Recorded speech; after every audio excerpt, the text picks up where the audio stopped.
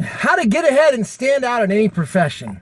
So Clay Spence recently moved to San Francisco, and he got a internship with a leading company, a technology company that he really believes in, and he sees the future that he can do really well at. Now, he says he's competing with a lot of other people his age and with his skill set for a similar position. And it's a very lucrative position, so he's eagerly working like 15, 16-hour days to do everything he can to try to get ahead and get this position. So he asked me, he wants to know exactly what secrets or what possible information do I know or have I experienced that could help him stand out from the rest of these people that he's facing that are also going for the same position.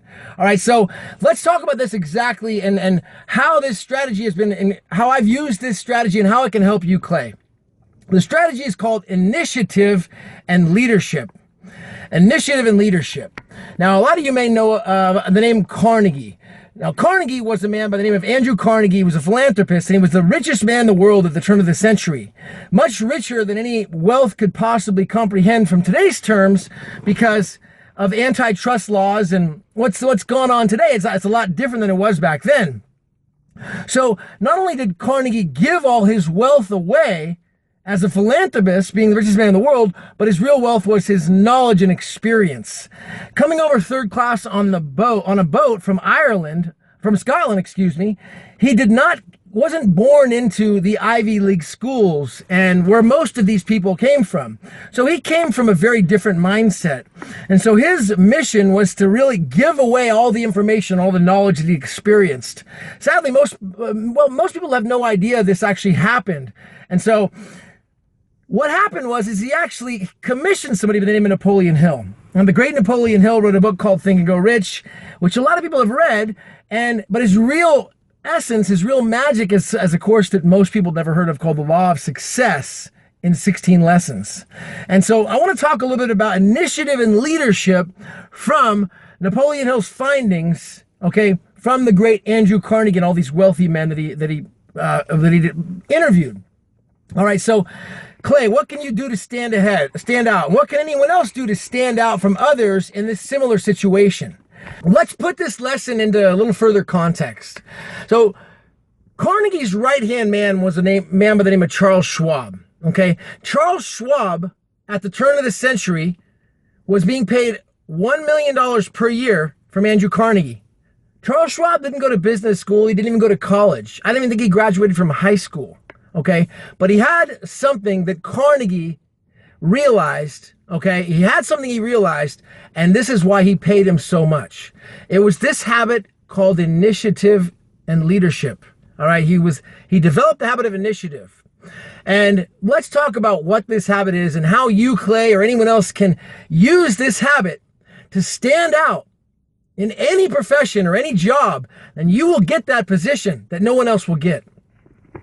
So what Carnegie said that Charles Schwab would do is he would think of things that could improve the business, okay? Think of ways to create more revenue for the company or a better experience for the employees or a better business environment, and he would start doing them. So he would think of creative ways that the boss, the owner, Andrew Carnegie, would want something done to improve efficiency, and then he would start applying it without even asking Carnegie. He would just start doing it. He would implement things. Now, Charles Schwab started as a laborer on the floor. He wasn't hired as an executive. But even as a laborer, he would do these things of initiative and create competitions within his little group to create more productivity. Okay? So, for example, if the laborers at night in the steel industry that Schwab was at, we're not getting as much done, he would create competitions. So he'd write something on the floor saying, like, write a 3 down, saying how much production they did at night. So then when the morning crew would come in, they would see that and they would wonder what 3 meant. And Charles Schwab would say, oh, that was so much production they did. They want to challenge you guys. And then we said a challenge. All of a sudden they would want to beat it and do a 4. And then the night crew would want to do a 5. So it started increasing efficiency, but Carnegie never told him to do any of this stuff.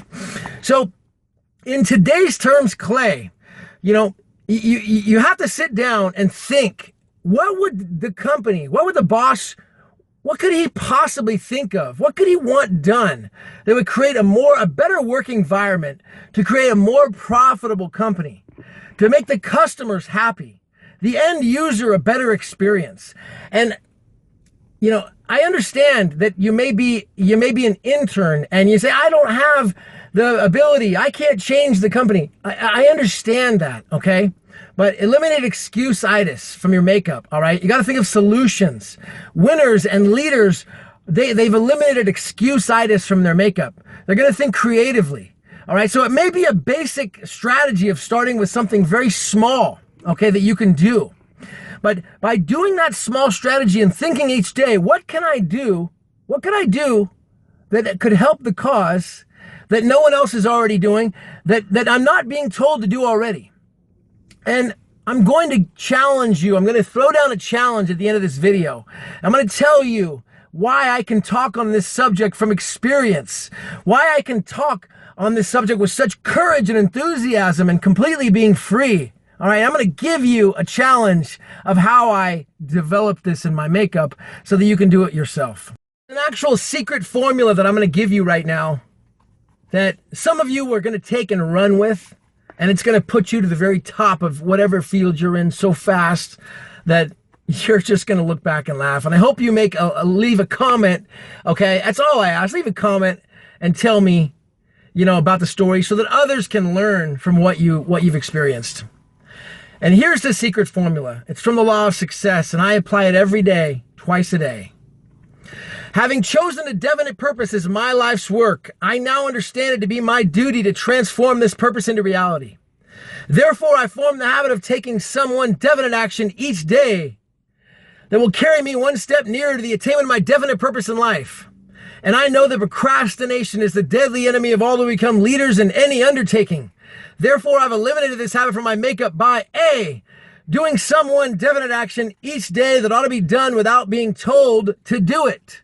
B, looking around until I can find at least one thing that I can do each day that I have not been in the habit of doing and that will be of value to others without expectation of pay. C, telling at least one other person each day the value of practicing this habit of initiative, of doing something that ought to be done without being told to do it.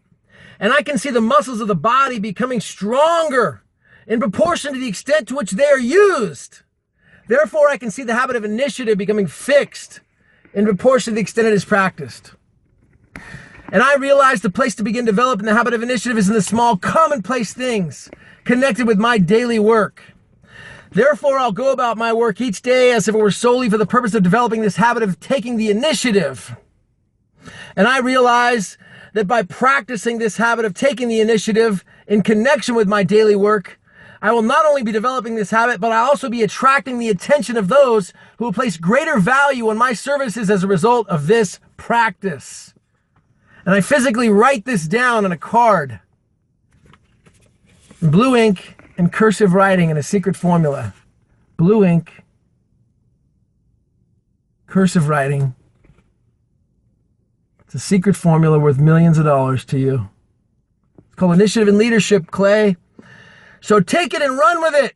All right? This channel is really about developing us to the greatest version of ourselves, you know, and bringing this out to the world and humanity, you know, through the mind, through the body, okay?